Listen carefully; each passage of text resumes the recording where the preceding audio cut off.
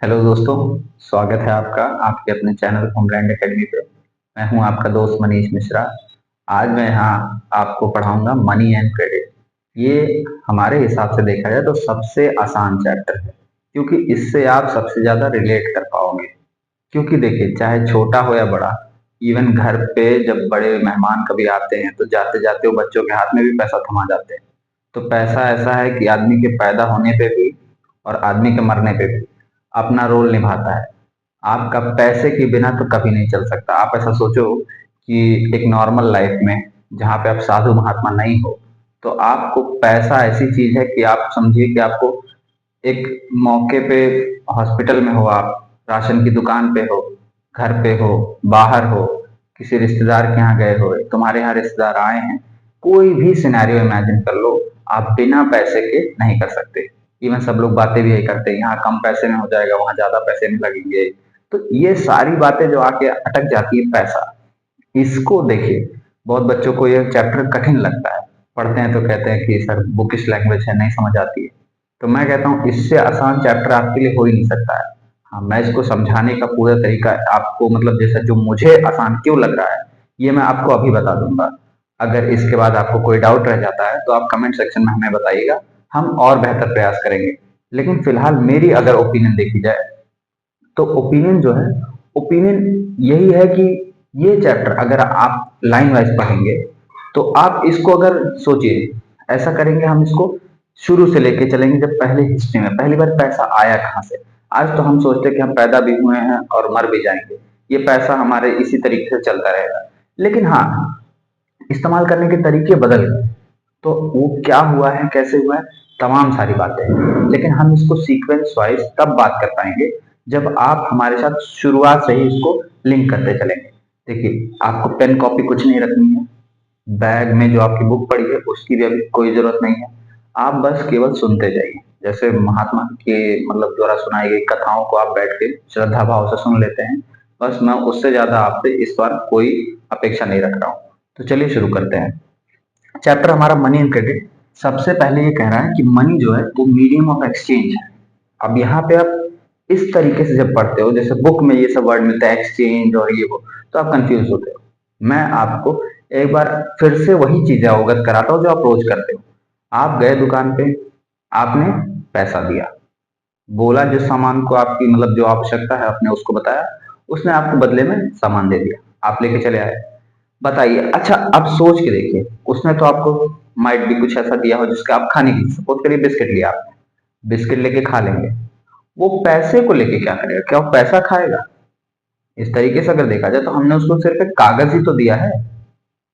तो ये अगर ऐसा देखा जाए कि मान लो, क्या पता उस दुकानदार को जूते चाहिए हों, तो वो क्या कर सकता है, वो जाएगा जूते वाले को वही पैसे देगा और उसको बदले में जूते मिल जाएंगे।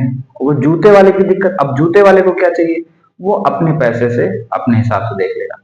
अगर ऐसे देखा जाए कि मान लो हमें बिस्किट चाहिए थे, तो हम बिस्किट उसको, उस इंसान को पकड़ने की कोशिश करते जिसको बदले में हमसे कुछ चाहिए होता, हमको कुछ देना होता। इस सब को ना हम इस चैप्टर में शुरू करेंगे। एक्सचेंज क्या होता है, इसको हम कायदे से समझेंगे। इससे पहले हम सबसे पहले जो हमारा सबसे पुराना मीडियम ऑफ एक्सचेंज था, जहां से मार्केट चालू हुई थी, उस पे हम चलते हैं। देखिए, अभी फिलहाल के लिए एकदम क्लीन स्लेट रखिए। अब पहली स्याही से उसमें लिखिए बार्टर सिस्टम। ठीक है। अब बार्टर सिस्टम नाम सुनते ही आपको लगेगा मैं इसके बारे में कुछ नहीं जानता। कोई बात नहीं, हम यही बताने की कोशिश कर रहे हैं। हम एक एग्जाम्पल लेते हैं जहां पे एक किसान है, जो जिसके पास धान गेहूं है, अनाज है, और एक मोची है जो जूते बना रहा है, बेच रहा है, बना रहा है। ठीक है। अब हम क्या कहते हैं, हम उस धान वाले की कहानी सुनते हैं। धान वाला कह रहा है हमको ये धान गेहूं देना है, बदले में हमको टमाटर चाहिए। जूते वाला क्या कह रहा है, जूते वाला कह रहा है कि हमको ये जूते किसी को देने हैं और बदले में हमको धान गेहूं चाहिए। अब बताइए, अगर इस तरीके से वो जो धान गेहूं वाला उसको टमाटर चाहिए और ये जो जूते वाला है इसको धान गेहूं चाहिए, अब दोनों तरफ कंफ्यूजन क्रिएट हो रही कि नहीं, किसको क्या चाहिए, किसको क्या चाहिए। जी हाँ, बिल्कुल इसी तरीके के कंफ्यूजन पे, इसी तरीके की जो घौच पौच में इसी तरीके से पहले मार्केट चलती थी, जिसमें कि जो फार्मर, मान लीजिए शॉप ए है और यहाँ पे शॉप बी है।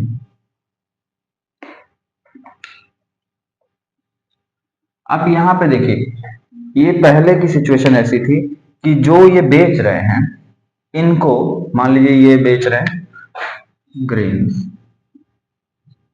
ग्रेन्स ये क्या कर रहे हैं, सेल कर रहे हैं। अब इनको बदले में क्या चाहिए, मान लो चाहिए इनको टोमेटोज, टमाटर चाहिए इनको। ये मान लीजिए यहाँ पे टोमेटो बेच रहे हैं और इनको बदले में ग्रेन चाहिए। यहाँ सौदा हो सकता है। यहाँ पे देखिए ये क्या करेंगे, ये अपना ग्रेन्स जो है ये शॉप बी को बेच देंगे। शॉप बी वाला इनसे ग्रेन्स लेके बदले में इनको क्या करेगा, बदले में इनको टोमेटोज दे देगा। अब यहाँ पे क्या सीन दिख रहा है आपके, ये एक तरीके से दोनों तरफ से ना एक कोइंसिडेंस बन रहा है, इसको बोलेंगे हम double coincidence of wants. Double coincidence of wants क्या कह रहा है कि जिसको भाई हमें जो बेचना है, सामने वाले को वही खरीदना चाहिए और उसको भी वही बेचना चाहिए जो हमको चाहिए। मतलब बदले में सोचिए कितना कंफ्यूजिंग सा मार्केट है। अब यहाँ पे इस सिस्टम को बोलते थे बार्टर सिस्टम। अब मान लो मैं एक मोची हूँ, मुझे जूते बनाने आते हैं, मैंने जूते बनाए हैं।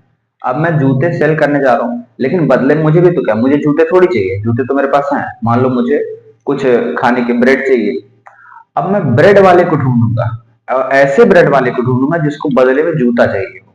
कितना मुश्किल है। जो ब्रेड वाला है क्या पता उसको कुछ जूता ना चाहिए, उसको कपड़े चाहिए हो, तो वो तो नहीं लेना चाहेगा। तो यही सब कंफ्यूजन पे पहले मार्केट चलती थी। दिन भर कमोडिटीज एक्सचेंज होती थी। कमोडिटीज क्या होती है, वस्तुएं, वस्तुओं का केवल आदान प्रदान होता, तो वहां बीच में पैसा नाम की कोई चीज नहीं थी। अब आप समझ सकते हैं कि जो आपके जेब में पैसा पड़ा था, जरा सा कागज आपको बहुत सारा पन्नी भर के, झोला भर के आपको सामान मिल जाता है। तो यही कहानी है कि आपको इस बार्टर सिस्टम में आप नहीं हो, वरना बार्टर सिस्टम में होते तो आपको भी ऐसा खोजना पड़ता। घर से एक धान गेहूं लेके निकलते, बोलते कि अब भैया जिसको धान गेहूं चाहिए वो ले ले, हमको फला वस्तु चाहिए, हमको ये दे दे। तो ये सब पहले के समय में था बार्टर सिस्टम में, जिसमें क्या था, डबल कोइंसिडेंस ऑफ बॉन्ड्स। अच्छा, इसके बाद क्या, कब तक ये चल पाएगा, इस सिस्टम को ना, इस सिस्टम को रिप्लेस करते हुए कुछ हमने क्या किए, कॉइन्स। जब कॉइन्स लाए मार्केट में, तो पहले ये जो कॉइन्स थे उनकी अपनी भी वैल्यू थी। पहले आपको समझना होगा कि देखिए, सोना चांदी की चमक लोगों की आंखों में बहुत पुराने समय से है। राजा महाराजा भी मुकुट वगैरह पहनते थे तो सोने का ही होता था उनको। ये चीजों में देखिए, सोने चांदी में सबसे आज आज की पहचान नहीं है लोगों की, बहुत पुरानी पहचान है। तो उसी के सिक्के बनते थे, ठीक है, प्रीशियस मेटल्स के।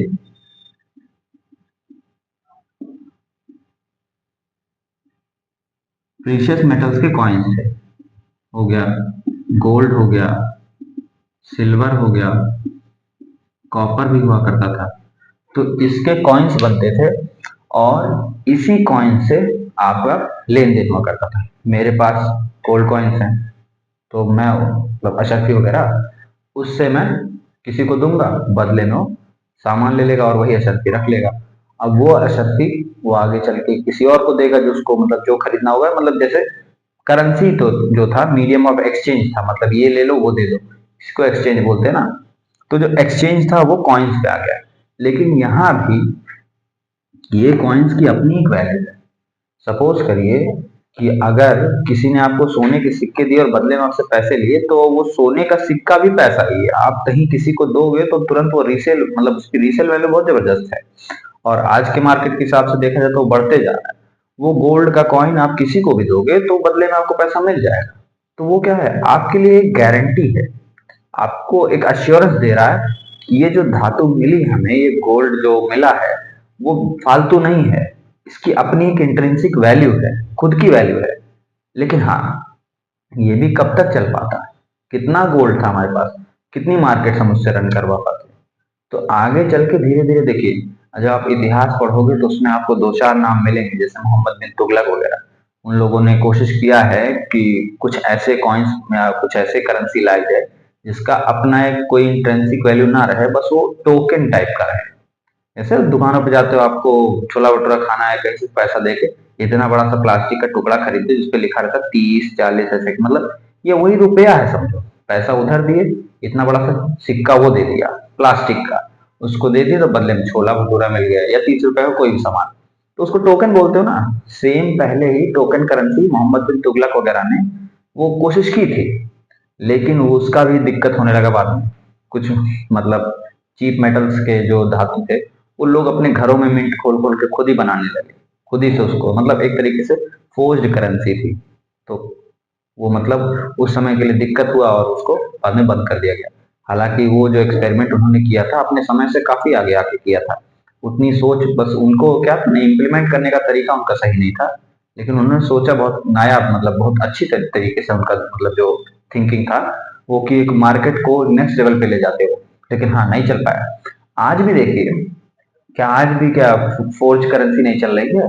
कितनी नकली नोट आजकल अभी भी मार्केट में आपको मिल जाएंगे। आपकी एक पूरी वेब सीरीज बनी हुई है फर्जी करके, उसको भी आप देख सकते हैं। वो भी इसी के ऊपर आधारित है पूरी तरीके की, कैसे नकली नोटों का पूरा एक रैकेट चल रहा है। तो पहले भी दिक्कतें थी, आज भी दिक्कतें हैं, लेकिन वो दिक्कत जो मतलब जो पेपर करेंसी या जो टोकन करेंसी जो दिक्कत दे रहा है, उससे कहीं बढ़ के वो फायदा भी दे रहा है। तो फिर नेक्स्ट स्टेप पे बार्टर सिस्टम के बाद आ गया ये प्रीशियस मेटल्स के कॉइन्स। इनको रिप्लेस करते हुए बाद में हमने क्या किया, करेंसी वगैरह जो इसका पेपर करेंसी है उसको लाया। लेकिन पेपर करेंसी पे भी लिखा रहता है कि मैं, मतलब वो एक तरीके से गारंटी रहती है। वो गारंटी कौन देता है? हमारा गवर्नमेंट देता है। जैसे गवर्नमेंट ऑफ इंडिया है, वो वो जो पैसा जो कागज है आपके पास, उसकी गारंटी वो सरकार की है। सरकार द्वारा सबसे जो मतलब स्थापित एजेंसी है, जैसे रिजर्व बैंक ऑफ इंडिया, उसी के गवर्नर के दस्तखत रहते हैं कि मैं धारक को इतने रुपए अदा करता हूं। जैसे कि आप देखिए, यहाँ पे आप देखते हैं तो ये लिखा रहता है, यहाँ पे गवर्नर के सिग्नेचर है और लिखा हुआ I promise to pay the bearer the sum of 500 rupees. ठीक है, यहाँ देखिए, तो ये आपको दिखा रहा है कि मैं धारक को 500 रुपए देने की, ठीक है, वचन देता हूं। तो ये क्या है? ये केवल एक प्रॉमिस है। तो प्रॉमिस जैसे, किसकी प्रॉमिस? आपके सुप्रीम की, गवर्नमेंट की प्रॉमिस है। तो यही प्रॉमिस आपको और हमको ये भरोसा दिलाता है कि मैं ये पैसा एक्सेप्ट करूंगा as a medium of exchange. और ये सबको है, आप पूरे इंडिया में कोई भी किसी को आप पैसा दे रहे हो, रुपीज में है वो, तो वो मतलब उसको मना नहीं कर सकता है। हालांकि हमारे बुक में लिखा हुआ है कि सारे जो मतलब करेंसी है इंडिया की, वो जो हमारा रिजर्व बैंक है वही इशू करता है, लेकिन ऐसा नहीं है। जो 1 रुपए का सिक्का है वो मिनिस्ट्री ऑफ फाइनेंस जो है, ये इसको मतलब मिंट करता है। मिनिस्ट्री ऑफ फाइनेंस जो है वो 1 रुपए का कॉइन बनाता है। बाकी इसके अलावा जैसे 2 रुपए का कॉइन, 5 रुपए का कॉइन, या उसके आगे जितनी भी करेंसी सर्कुलेशन में है, सब कुछ हमारा कौन बनाता है? Reserve bank of India. ठीक है, ये हमारे गवर्नमेंट की तरफ से बैंकिंग एजेंसी है जो सबसे सुप्रीम है। सारे छोटे बैंक्स को भी, या मतलब जितने भी बैंकिंग इंस्टीट्यूशन है उनको भी रेगुलेट करती है, सरकार का भी फंड देखती है, और बाकी पब्लिक में रेगुलेशंस वगैरह देना भी इसका काम है। तो हमने समझ लिया money as a medium of exchange. पुराने समय का बार्टर सिस्टम जिसमें डबल कोइंसिडेंस ऑफ बॉन्ड था, भाई हमको जो बेचना है सामने वाले को वही खरीदना होगा, ये सारी दिक्कतें। उसके बाद हमने जो है प्रीशियस मेटल्स के कॉइन्स देखे। उसके बाद हमने देखा टोकन करेंसी जो आज भी चल रही है, और पहले की एक आधा हमने इतिहास भी इसमें थोड़ा बहुत डिस्कस किया। अब आगे बढ़ते हैं मॉडर्न फॉर्म्स ऑफ मनी, जो आज का हम जो जिस एरा में जी रहे हैं उस समय में देखा जाएगा। तो एक तो करेंसी हो गई, आरबीआई उसको इशू किया है। एक प्रोमिसरी नोट है, जिस तरीके से उस पर गवर्नर अपना एक पूरा का जिम्मेदारी लेता है कि जो पैसा है, ये जो कागज है, इसके जो भी मतलब इसको होल्ड किया हुआ है उसको इतने रुपए का, जितने का मतलब 20 का नोट है तो 20 रुपए बराबर की जो है वो प्रॉमिस रहता है। बाकी दूसरा एक है डिपॉजिट विद बैंक। अब ये वर्ड आपके लिए अगर नया है तो मैं बता दूं कि जैसे देखिए, जितना भी पैसा लोग कमा रहे हैं, चोरी करके ला रहे हैं, कुछ भी कर रहे हैं, अगर उनके पास पैसा है तो सारा पैसा वो खर्च तुरंत ही नहीं कर देते हैं, कुछ पैसे वो बचा के रखते हैं। अगर आप एक लीगल एक अच्छे मतलब सिटीजन हो तो आप क्या करोगे, आपका जो पैसा बचा हुआ है जिसको आप सेविंग कहते हो, उस सेविंग को आप क्या करोगे, कहीं ना कहीं कुछ होशियार लोग हैं इन्वेस्ट कर देंगे, और कुछ ऐसे लोग हैं जिनको मतलब वो पैसे की जब अभी जरूरत नहीं है लेकिन कभी भी पड़ सकती है, फिलहाल के लिए हम चाहते हैं इसको सेफली कहीं रख देना। घर पे सारा पैसा रखोगे तो आपके घर पे डाका पड़ जाएगा। तो आप भी जानते हो कि इन सब से बचने के लिए हम एक नाम सुनते हैं बैंक्स का। बैंकिंग इंस्टीट्यूशंस कहाँ से आपके अस्तित्व में आए, क्या उनका रोल है, इसी के अगले पॉइंट में हम डिस्कस करेंगे। फिलहाल के लिए हम जानते हैं बैंक ऐसी जगह है जहाँ पे हम अपने पैसे रख देते हैं, डिपॉजिट कर देते हैं, और वो जमा किए डिपॉजिट किए पैसे पे हमको कुछ रुपए इंटरेस्ट भी मिलता है। तो अच्छी बात है ना, पैसा का पैसा हमारा सेफ है, उस पे हमें कुछ प्रॉफिट भी मिल रहा है, तो फिर रखे रहें तो बैंक में, और जब आपको जरूरत पड़ेगी तो आप उसको विड्रॉ कर सकते हो। विड्रॉ करने के तमाम तरीके हैं, आप चेक भी यूज कर सकते हो, डेबिट कार्ड भी यूज कर सकते हो, आजकल आप ऑनलाइन ट्रांजैक्शन यूपीआई वगैरह, ये सारे फैसिलिटीज आपके जो बैंक अकाउंट से मिल जाते हैं। आप इस तरीके से जो है मॉडर्न बैंकिंग इसका यूज करते हो। यूपीआई आजकल तो इतना पॉपुलर हो गया है कि आप समझो कि आप सब्जी खरीदने जाओ, पान खाने जाओ, टॉफी खरीदने जाओ, हर जगह पे 2-2 रुपए का भी लोग पेमेंट यूपीआई से कर देते हैं। तो यूपीआई क्या है, आपका एक ऑनलाइन बैंकिंग का तरीका है जिसमें आपका ये जो बैंक में अकाउंट है आपका, उसी से आप आगे एक्सेस करते हो। फिर अगला पॉइंट हमारा loan activities of the bank. देखिए, लोन भी, उधार जो है, उधार शब्द तो ऐसा है कि मतलब लोग बोर्ड वोर्ड भी टांगे रहते हैं, उधार एक जादू है, हम आपको देंगे और आप गायब हो जाएंगे। तो वो सब स्लोगन क्या है, उधार एक ऐसी चीज है जो बहुत ज्यादा पॉपुलर है। अब उधार का क्या क्या स्कीम है, कैसे कैसे उधार लोग लेते हैं, क्या करते हैं, उसको उधार लिया है तो चुकाना पड़ेगा, कुछ डायरेक्ट चुका देते हैं, कुछ किस्तों में मतलब ईएमआई इजी मंथली इंस्टॉलमेंट बना के चुकाते हैं, ये सारी चीजें हम इसमें पढ़ेंगे। लेकिन लोन एक्टिविटीज करता कौन है, अभी फिलहाल के लिए हम जानते हैं बैंक। और कैसे क्या करते हैं, पूरा बैंक फंक्शन कैसे करता है, हम आपको एक छोटे से डेमोन्स्ट्रेशन में यहाँ बता देते हैं। मान लीजिए हमारा बैंक है, ठीक है,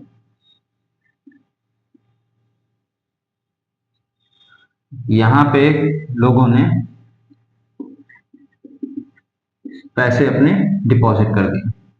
अच्छा, डिपॉजिट पे इनको इंटरेस्ट भी मिलेगा, मतलब कुछ इनको ब्याज भी मिलेगा। 100 रुपया जमा किया है तो उसको 101 रुपया मिल जाएगा, और 99 नहीं, उसको जितना डिपॉजिट किया उससे बढ़ के मतलब मिलेगा, तो इंटरेस्ट भी मिलेगा। ये कोई फैक्ट्री है जो अंदर अंदर निकाल रही है इन लोग को सेटलमेंट करने का? भैया, हम तो अगर हमको कोई दिन भर के लिए पैसा रखने को दे दे, बोले शाम को तुमसे ज्यादा लूंगा, और मैं सिर्फ उस पैसे को जेब में रखा हुआ हूँ, तो मैं तो, मुझे नहीं लगता कि मैं उसको ज्यादा दे पाऊंगा। अगर दिया भी तो मुझे अपने जेब से देना पड़ेगा, मतलब अपने पैसे यूज करने पड़ेंगे। उस पैसे में तो कुछ ऐसा है नहीं कि पेड़ है कि वो उग गया बड़ा हो गया। ये मैनेज कैसे होता है, हम बताते हैं। मान लीजिए ये इंटरेस्ट का वादा करते हैं 4% का, ठीक है, कहते हैं जो लोग मेरे पास पैसा डिपॉजिट करोगे, ये बैंक वाला कह रहा है, हम उसको 4% लोन दोगे। एक तरीके से क्या किया इन्होंने, पैसे को अपनी तरफ अट्रैक्ट किया। अब इस पैसे का ये कर क्या रहे हैं, ये आगे लोन दे रहे हैं, और लोन दिया, और जिससे लोन दिया है जिसको, उससे कहेंगे हम तुमसे 12% इंटरेस्ट लेंगे। जैसे कि हम कहते हैं, अगर डिपॉजिटर्स ने 100 रुपया डिपॉजिट किया था 1 साल के लिए, साल भर बाद इनको 4% इंटरेस्ट देना है, तो 104 रुपए इनको वापस करने हैं, ठीक है। ये तो बना इधर का स्कीम, ऐसे करो मैथ जैसा है, हालांकि मुझे भी मैथ उतनी अच्छी नहीं लगती। एलएचएस में इधर आपको 104 रुपए का सेटलमेंट है। अब इधर देखते हैं आरएचएस की क्या कहानी है। इधर इनसे यही 100 रुपया, कुछ और नहीं, यही 100 रुपया इनको लोन दे दिया। 100 रुपया लोन देने के बाद ये कहा हम 12% इंटरेस्ट लेंगे साल भर का, और अगले साल हम आपसे 112 रुपए एक्सपेक्ट करते हैं। रुपीस के साइन जैसा बन गया तो 112 रुपए एक्सपेक्ट करते हैं। अब ये क्या देखिए, अगला साल आता है, ये पहुंचते हैं कि हमको 104 रुपए लाओ, ये लेके पहुंचते कि ये लोग जनाब आपके 112 रुपए 100 रुपए लिया था। अब 112 रुपए इनके पास हैं, ये क्या करेंगे 104 इधर दे देंगे और 8 रुपया इनके पास बच गया। अब इस 8 रुपए में इनको क्या है भैया, 8 रुपए में बल्ले बल्ले नहीं करना है, 8 रुपए में इनको बैंक के जितने कर्मचारी उनको पैसा देना है, बैंक का जहाँ पे इंस्टीट्यूशन है उसका अपना इंफ्रास्ट्रक्चर है, इनके अपने खर्चे हैं और प्लस कोई और इनको जो एडवांसेस करने हैं। तो इसी 8 रुपए में बैंक का खर्चा है, बैंक का प्रॉफिट है। ठीक है, अब ये 8 रुपए 8 लाख करोड़ जो भी मान के चलो आपके अपने हिसाब से, मैंने एक डेमोन्स्ट्रेशन के लिए आपको बता दिया। इस तरीके से लोन एक्टिविटीज फंक्शन करती है। लोन के भी बहुत सारे मतलब आपके फंडे हैं, जैसे कई तरीके का लोन होता है, होम लोन हो गया, कार लोन हो गया, पर्सनल लोन, गोल्ड लोन। तो ये सब जो लोन वोन होता है, ये कैसे कैसे मतलब आप गए और आपका शक्ल देखे बढ़िया लग रहे हो देखने में तो बस लोन दे दिया, इस तरीके से तो नहीं होता होगा, है ना। कुछ कुछ तो कंडीशंस लगती होंगी, ठीक है। और मतलब कुछ सिचुएशंस पहले हम डिस्कस कर लेते हैं, लेकिन हाँ हम इसको बाद में पढ़ाते हैं, पहले इसको देख लीजिए। टर्म्स ऑफ क्रेडिट जो मैं बताने जा रहा था कि जैसे आप लोन मांगने जाते हो तो यूं ही नहीं आपको कि मतलब पहुंचे मुस्कुराए और आपके जेब में उन्होंने पैसा क्रेडिट कर दिया, नहीं। आप ट्रस्ट वर्दी होने चाहिए। जब भी आप लोन देते हो, आप अपने सोसाइटी में भी, अपने फ्रेंड सर्कल में या अपने रिश्तेदारों में भी बहुत लोग को जानते होंगे जिनको कहते हैं भाई इन्हें पैसा ना दे होगा, मीन्स इनको हमें पैसा नहीं देना है, क्योंकि इनको पैसा दिया तो समझो दान पेटी में डाल दिया, उसकी हमें वापस उम्मीद नहीं करनी है कि वो हमें मिलेगा। तो ये क्या है, ये दिखा रहा है कि वो ट्रस्टवर्दी नहीं है, उनको हमें लोन नहीं देना है। तो ऐसे जो बैंक बैठा हुआ है उसने भी कुछ शर्तें लगा रखी हैं, उन शर्तों पे आप खरे उतरेंगे तभी आपको लोन मिलेगा। जैसे कि आपके पास, ठीक है, बैंक अकाउंट होना चाहिए, आपके पास कुछ जरूरी कागज होने चाहिए, ठीक है। जरूरी कागज जैसे कि मान लो, इसको हम एक भाषा में डायरेक्ट हम लिख देते हैं, कोलेट्रल। कोलेट्रल मतलब कुछ आपको वहां पे गिरवी रखना पड़ेगा, जिसका ये मतलब है कि अगर, राम ना करे लेकिन अगर आप पैसा नहीं जमा कर पाए वापस, मतलब डिपॉजिट जो लोन लिया था उसका डिपॉजिट वापस सबमिट नहीं कर पाए, लोन चुका नहीं पाए, तो बैंक को केवल मोए मोए गाना नहीं गाना है, उनको भाई सामने जिनसे वो डिपॉजिट लेके बैठे उनको भी तो पैसा वापस करना है। तो उस सूरत में जो भी लोन लेने गया था उसने कुछ अपना वहां पे गिरवी रखा था, उस गिरवी रखी चीज को जिसको हम कोलेटरल बोलते हैं, उसको वो फटाफट सेल करेंगे, उसके बाद जो पैसा आएगा उससे आगे का काम चलाएंगे, उनका लोन सेटल करेंगे, ठीक है। तो ये सारे जो दस्तावेज हैं, कैसे आप वापस लोन को कैसे चुकाओगे, क्या गिरवी रख रहे हो, क्या आपका सिविल स्कोर वगैरह जो भी कि मतलब कितना आपने लोन लिया है, कितना बार चुकाया है उसको, या पहली बार लेने जाओगे तो थोड़ा कम रुपया मिलेगा, एक आध बार लोन लेके चुका दिए हो तो आप थोड़ा से ट्रस्ट वर्दी हो गए तो आपको ज्यादा बड़ा लोन मिल जाएगा। तो ये सारे जो भी कुछ सिस्टम है, इसी को हम एक वर्ड में बोल देंगे टर्म्स ऑफ क्रेडिट।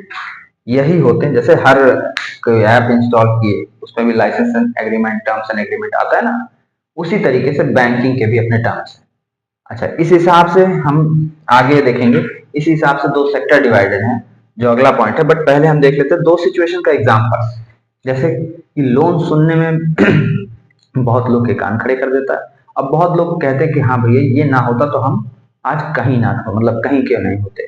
जैसे कि लोन किसी के लिए बड़ा फायदेमंद भी साबित हो सकता है, और लोन किसी को ऐसे मतलब हालत में भी ला सकता है कि उसका घर बार खेत बाड़ी सब बिक जाता है। जैसे कि हम देखें, एक सिचुएशन है जिसमें एक जूते वाला है, ठीक है, आपकी बुक में भी यही है। तो जूते वाले को, उसको ऑर्डर मिल गया अचानक से, लंबा ऑर्डर मिला 2000 5000 जूतों का। अब उन जूतों को आगे उसको सप्लाई करना है। अब एक महीने में मान लीजिए कोई फेस्टिवल का सीजन है, फटाफट ऑर्डर देना है, फटाफट उधर सेल होगा। तो वो एक महीने में जो जो मोची है उसके 20 हाथ तो निकल नहीं आएंगे। इधर वो सिलाई कर रहा है, इधर कटाई कर रहा है, इधर पॉलिशिंग, इधर पेस्टिंग। नहीं, उसको अलग से लोग हायर करने पड़ेंगे। और जो लोग हायर करेंगे वो क्या उसका ऑर्डर का खाली चर्चा सुन के काम कर देंगे? जो लोग काम करेंगे उनके भी घर बार है, उनको पैसा चाहिए।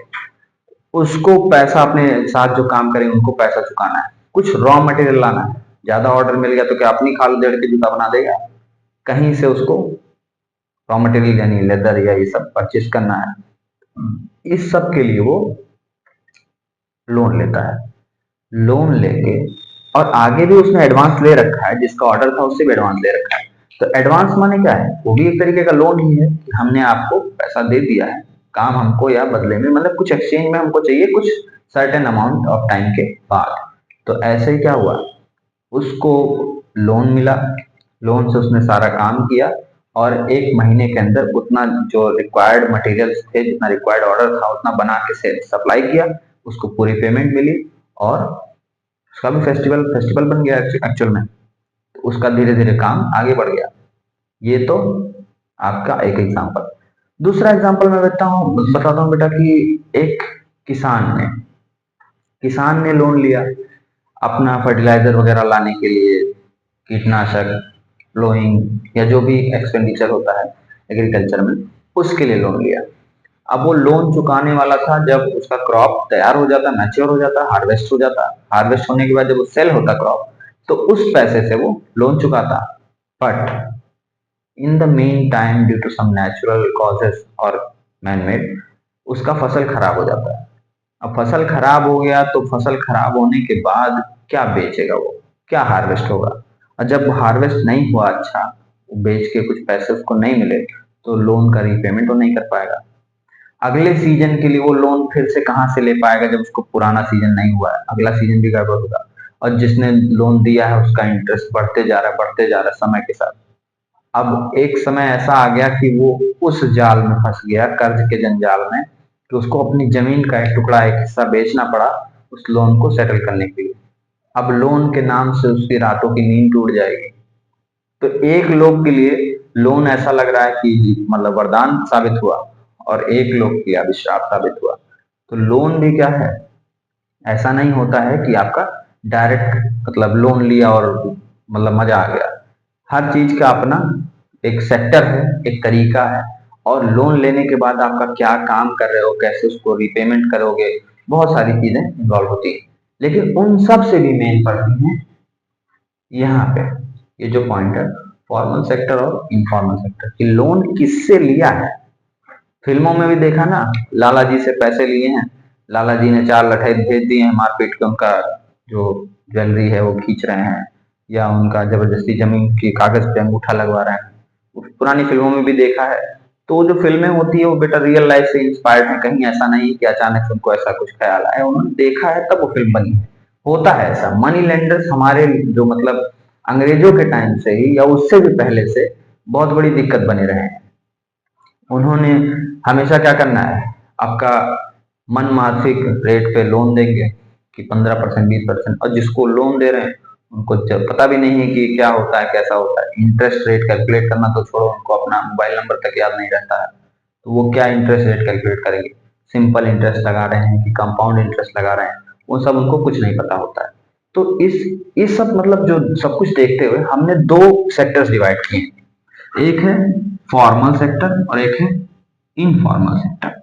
इनफॉर्मल सेक्टर और फॉर्मल सेक्टर क्या होता है? ये आपका जो शेड्यूल्ड कमर्शियल बैंक्स हैं, आपका कॉपरेटिव्स हैं, जो भी गवर्नमेंट द्वारा, आरबीआई द्वारा रेगुलेटेड है, जिसका संचालन आरबीआई कर रहा है, उसके द्वारा जितने भी संस्थान हैं जो लोन दे रहे हैं वो सब फॉर्मल सेक्टर में आएंगे। और इससे जो बच गए वही इनफॉर्मल सेक्टर, जिनके ऊपर कोई मतलब ओवरसाइटिंग, कुछ भी कोई निगरानी नहीं है, कोई गवर्नमेंट रेगुलेशन नहीं है, अपने मर्जी के हिसाब से काम कर रहे हैं। तो मोबाइलों पे ऐप हैं कुछ ऐसे नहीं कि मतलब फोन फोन पे लोन ऐसा कुछ करके आता है। या पहुंच जाओ बस, ऐसे ही आपको पहचानने वाले हैं, हाँ आओ दे देंगे। तो ये क्या है, ये इनफॉर्मल में आता है। अब हम जानते हैं फॉर्मल सेक्टर सही होगा, ठीक है, फॉर्मल सेक्टर आपका ठीक है, गवर्नमेंट द्वारा रेगुलेटेड है, फिर भी ये एग्जिस्ट क्यों कर रहा है, इनफॉर्मल वाला एग्जिस्ट क्यों कर रहा है। इनफॉर्मल सेक्टर, अच्छा एक हमारे पास यहाँ पे डेटा भी है, हम उसको डिस्कस करेंगे। लेकिन इनफॉर्मल वाला एग्जिस्ट किस लिए कर रहा है, इसका सीधा सीधा एग्जांपल है कि इसमें कुछ कमी रह जाएगी। फॉर्मल सेक्टर में कुछ कमी रह जाती तभी ना इनफॉर्मल सेक्टर अभी तक है। अगर सबको फॉर्मल सेक्टर वाला लोन दे पाता तो इसकी जरूरत ही क्या पड़ती बेटा। जैसे एक टाइम पे जब बाहर से इंपोर्ट एक्सपोर्ट बैन लग गया था, तभी तो स्मगलिंग एकदम हो रही थी इंपोर्टेड इंपोर्टेड चीजों को। एक बार इंपोर्ट एक्सपोर्ट चालू हो गया तो फिर स्मगलिंग का कोई मतलब मायने नहीं रह गया। अब अगर मैं सामने से जाके कोई चीज परचेस कर सकता हूँ खुलेआम, तो फिर मैं उसको चोरी चुपके क्यों करूंगा, है ना। बिहार में अगर मान लीजिए लिकर बैन है, तो लोग चुपके से जाके खरीद रहे हैं, तो मान लीजिए वो ऐसा है। किसी किसी स्टेट में जहाँ लिकर बैन नहीं है, वहां लोग सीना तान के जा रहे हैं खरीद रहे शराब। तो ये तो वही बात होगी ना, इसमें कुछ फॉल्ट है। अब क्या है उसको हम समझने से पहले यहाँ देखिए, एक डेटा भी हमारे पास 2012 का है, जो दिखा रहा है कि सोर्सेस ऑफ क्रेडिट माने लोग लोन कहाँ कहाँ से लेते हैं। देखिए 33% यानी सबसे बड़ा जो हिस्सा है वो मनी लेंडर्स का है, जो शाहूकार या ऐसे जो लाला टाइप के जो होते हैं ना, जो आपका लोन देते हैं लोगों को। 33% सबसे ज्यादा लोन यहीं से मिल रहा है। बाकी 25-25% आपका जो कॉपरेटिव्स हैं वो भी 25% का लोन दे रहे हैं। 25% लोन लोगों ने कमर्शियल बैंक यानी जो सरकार द्वारा एफिलिएटेड बैंक है उनसे ले रहे हैं। फिर आपका लैंडलॉर्ड्स वगैरह जो हैं वो भी 1% कॉम्प्रोमाइज कंप्राइज करते हैं। रिलेटिव्स और फ्रेंड्स भी 8%, और बाकी गवर्नमेंट से 1%। तो मतलब जो मोटा हिस्सा है वो आपका दिखा रहा है कि ज्यादातर लोग इनफॉर्मल सेक्टर पे ही जा रहे हैं, मनी लेंडर्स पे। क्यों जा रहे हैं और इसका क्या क्या रीजन है। तो पहले देखिए, पहली बात तो बैंक बहुत ज्यादा है नहीं, जैसे कोने कोने में हर जगह पे बैंक अवेलेबल ही नहीं है। हमारे अभी धीरे धीरे जो ग्राहक सेवा केंद्र वाला जो कस्टमर सर्विस पॉइंट जो सीएसपी है, वो धीरे धीरे करके पेनिट्रेशन ला रहा है, जहाँ पे रूरल मतलब जो ग्रामीण क्षेत्र है वहां पे भी लोगों को बैंकिंग की आदत लग रही है। वरना ऐसा था कि किसी को कुछ पता ही नहीं था बैंक बैंक, बस जो जेब में रखे, कई बार रुपया रखे थे बस शादी के लिए या किसी और मुंडन के लिए कोई काम के लिए, रात में या कभी चूहा वूहा काट दिया है, सब पैसा बेकार हो गया है। अब वो जालीदार नोट नोट कौन लेगा जो चूहा कुतर के खराब कर चुका है। कई बार दीमक लग गया है, खराब हो गया, कपड़ा रखा था, बारिश आई, बाढ़ आ गया, भर गया। तो बहुत सारी दिक्कतें थी, पहले लोग इसी तरीके से झेलते थे। बैंकों का सिस्टम तो अभी जल्दी से चालू हुआ है। इसका भी समझिए कि मतलब फाइनेंशियल इंक्लूजन का एक जो जनधन योजना है, उसी के तहत इतने आपके मतलब बैंक अकाउंट खुल गए। अब सबने ये आसान मतलब समझा है, ताकि इसे नरेगा वरेगा का पैसा डायरेक्ट खाते में पहुंच जा रहा है। ये जो जनधन योजना है, उसी उसी को कहते हैं सबसे बड़ा फाइनेंशियल इंक्लूजन है। उसी की वजह से बहुत लोग के पास जो है बैंक अकाउंट्स हो गया। देखिए यहाँ पे पहली बात बैंक्स की कमी, दूसरी बात इतना ये लोग कागजी कार्रवाई करवा देते हैं। इनका भी अपना सीन है। टर्म्स ऑफ क्रेडिट यहाँ हमने पढ़ा ही था कि क्या क्या लगता है, कितने कागज होने चाहिए, कितना कोलेटरल होना चाहिए, कितने में दो मतलब कितने में रिटर्न करोगे, और कोलेटरल के नाम पे भाई आपका क्या कोलेटरल है भी कि नहीं है। मतलब मान लीजिए मेरे को बहुत ब्रिलियंट आइडिया है कि मुझे पैसा मिल जाए तो मैं बहुत बड़ा काम कर लूंगा, लेकिन मेरे पास गिरवी रखने के लिए एक ढेला नहीं है, मुझको कौन देगा लोन, ठीक है। तो फॉर्मल सेक्टर के टर्म्स एंड कंडीशन जो वाला जो सीन है, उसी को लोग झेल नहीं पाते हैं। इतनी दस्खत, इतना अंगूठा, इतने जगह पे सिफारिश, लोग कहते हैं उससे अच्छा है 10 पैसा महंग लगेगा, चले चलते हैं इनफॉर्मल की तरफ। क्योंकि इनफॉर्मल क्रेडिट में क्या होता है, वो मनी लेंडर आपको पहचान रहा है, या रिलेटिव या फ्रेंड जिनसे आपने पैसा लिया है, सुधई ब्याज जो भी लिया है, वो आपको पर्सनली जानता है। दूसरी बात, एक बार लोन लिए हो, पूरा नहीं चुका पाया, बट फिर से कुछ जरूरत आन पड़ी, तो आप दोबारा जाके कह सकते हो, बहुत सारे चांसेस हैं कि वो आपको फिर से लोन दे देगा। थोड़ा बाद में वसूलेगा अलग बात है, लेकिन पहले क्या करेगा, आपको मौके पे दे देगा। तो ये जो इजी अवेलेबिलिटी है लोन की, वही इसका सबसे लुक्रेटिव पॉइंट है इनफॉर्मल सेक्टर का। इसी वजह से लोग लेते हैं लोन्स, और बाद में उनका शोषण होता है। तो ये जो है सीन, इसको ओवरकम करने के लिए अब हम चैप्टर के एंड पे पहुंच चुके हैं। इसी को ओवरकम करने के लिए system of self help group जो हमारा जो धीरे धीरे ग्रामीण क्षेत्रों में अब बहुत ज्यादा पॉपुलर हो रहा है, इसका नींव रखा गया। सेल्फ हेल्प ग्रुप क्या होता है, जिसमें कुछ लोग ना अपना पैसा आपस में पूल कर लेते हैं, मतलब कंबाइन कर लेते हैं। मान लीजिए हमारे पास यहाँ पे 7 लोग हैं, 7 लोगों ने महीने महीने का 1,000 रुपया सबने सबमिट किया, यहाँ पे हो गए 7,000 रुपए। अब इस 7,000 रुपए में पहले तो ऐसे ही काम होता है, देखिए 7,000 रुपए हैं। अब ये 7,000 रुपए सबने इकट्ठा करके ग्रुप में रख दिया है। ग्रुप के किसी एक मेंबर के पास जॉइंट सबका मतलब एक जो अकाउंट है वो मेंटेन है, सबने अपना अपना रुपया यहाँ पे जमा किया 7,000। अब 7,000 रुपए से रखे हुए हैं इन्हीं 7 लोगों के लिए। इन 7 लोगों में से किसी को 2,000 की 5,000 की जरूरत अचानक पड़ जाएगी, तो इसी पैसे को उठा के दे दिया जाएगा और ये कहा जाएगा कि बदले में आप इसको जब रिटर्न करोगे तो बदले में थोड़ा इंटरेस्ट भी लगेगा। अपने हिसाब से लोग डिसाइड करके रखते हैं, 5% इंटरेस्ट लेंगे, 10% लेंगे, इस तरीके से करके ये लोग फंक्शन करते हैं। जिसको जरूरत पड़ती है वो ले लेता है और बाकी उसको समय पे वापस कर देता है। तो ये क्या था, ये एक अच्छी स्कीम। धीरे धीरे जब आप 2-3 साल इस तरीके से फंक्शन करोगे सेल्फ हेल्प ग्रुप बन के, तो आपका रजिस्ट्रेशन हो जाएगा, आपको फिर बैंक भी लोन दे देगा। अच्छा, बैंक लोन देगा तो ये नहीं कहेगा कि हम इस ग्रुप के इस आदमी, नहीं, हम इस ग्रुप को लोन दिए, इस सेल्फ हेल्प ग्रुप को, इस ग्रुप का जो भी नाम वहां रजिस्टर कराओगे उसी के नाम पे लोन देंगे। और जब भी लोन का कोई दिक्कत होने लगेगा तो ये 7 लोग को पकड़ा जाएगा, 7 लोग फिर मिल के कोशिश करके जैसे तैसे उस पैसे को चुकाएंगे और मुसीबत से बाहर आएंगे। क्योंकि वहां पे सबने क्या किया है, अपने आप को कंबाइन करके जो रिस्क है वो डिवाइड कर लिया है, अपने अपने ऊपर थोड़ा थोड़ा रिस्क लेके। इसीलिए अब इन सेल्फ हेल्प ग्रुप को बिना कोलेटरल के सरकारी बैंक भी लोन दे देते हैं। कोई आपके पास गिरवी रखने के लिए कुछ नहीं है, लेकिन आपका ग्रुप है इतने लोग का, सब लोग रजिस्टर्ड है वहां पे, तो कोई बात नहीं, आपको लोन मिलेगा, आप ले जाओ, काम करो, उसको चुकाओ। अब अगर कोई एक मतलब बंदा उसमें डिफॉल्ट करता है तो उसकी अपनी जिम्मेदारी नहीं, पूरा ग्रुप उसमें साथ में आएगा। तो इस तरीके से एक गारंटी मिल जाती है। और धीरे धीरे करके जैसे जब आप सेल्फ हेल्प ग्रुप में इतने लोग बैठ रहे हो, तो यहाँ पे बैठोगे तो खासकर ये सेल्फ हेल्प ग्रुप जो है वो ज्यादातर महिलाओं को देखा जाता है इनमें पार्टिसिपेट करते हुए। तो जब महिलाएं वहां पे बैठेंगी ग्रुप में तो मीटिंगें होंगी, बराबर ही अपने अपने समय में बैठक होगी, तो और भी विषय पे चर्चा करोगे आप। गांव में जो शौचालय वगैरह की व्यवस्थाएं हैं वो इसी तरीके से पनप के आई जब उन्होंने आपस में ये चीजें डिस्कस की। तो आपका स्वास्थ्य व्यवस्था, शिक्षा व्यवस्था, या जो घरेलू हिंसा की कोई बात है, तो ये सब वहां पे डिस्कस होता है। तो इससे लोगों के अंदर अवेयरनेस फैलती है, जागरूकता बढ़ती है। तो ये एक आपका एक इम्पॉर्टेंट पार्ट है फाइनेंशियल इंक्लूजन का, जिससे धीरे धीरे करके अब हम इनफॉर्मल सेक्टर के चंगुल से बाहर निकल रहे हैं और डेट ट्रैप के या कर्जा के जंजाल से हम लोग बच रहे हैं। तो अब इसी के साथ हमारा ये चैप्टर खत्म होता है। उम्मीद करता हूँ आपको ये चैप्टर अच्छा लगा होगा। आप लोग इस वीडियो को अगर एक बार शांति से देख लेंगे तो मुझे नहीं लगता इस चैप्टर में आपको कोई दिक्कत रह जाएगी।